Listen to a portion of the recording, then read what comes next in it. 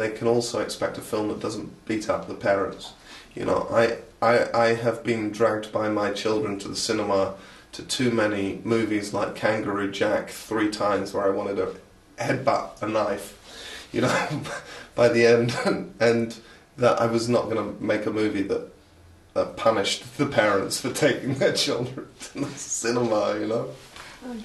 So I think it's a complicated movie for children, and in a good way, and a fun movie for adults.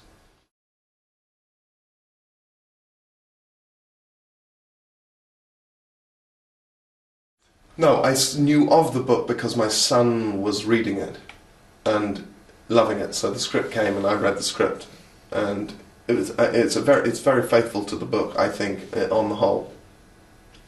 And Dustfinger was a great character, and I asked my son, and he said also that he loved it, and he felt that Dustfinger was the really exciting character. So, in an entirely cynical Machiavellian ploy to make him think I'm awesome, I took the part.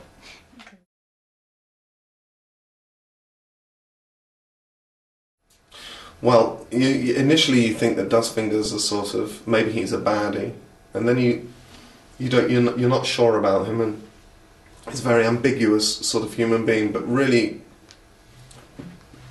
he's been read out of this book and finds himself in this strange world, and all he wants to do is get back into the book and get home to his wife and children, despite knowing that he's going to die at the end of the movie, which I think is kind of romantic, right? Yeah.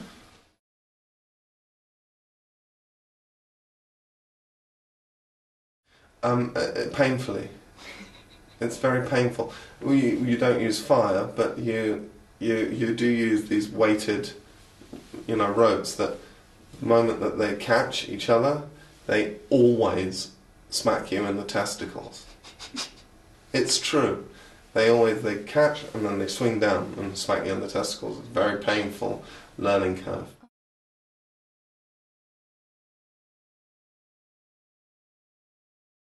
It was all real, and it's very funny. They would up here, if it was the ferret up here, he was a male ferret, and the stunt ferrets are all women. If you want the ferret to run up my leg and then onto my shoulder, it's a female, and the reason for this is because the men are really the male ferrets are really docile, and the female ferrets are really aggressive. So I think it was trying to attack me, this thing, and it would run up like this, like, oh God, and then somebody would snatch it away and put the really kind of docile, stoned male ferret who's just like that. Cool.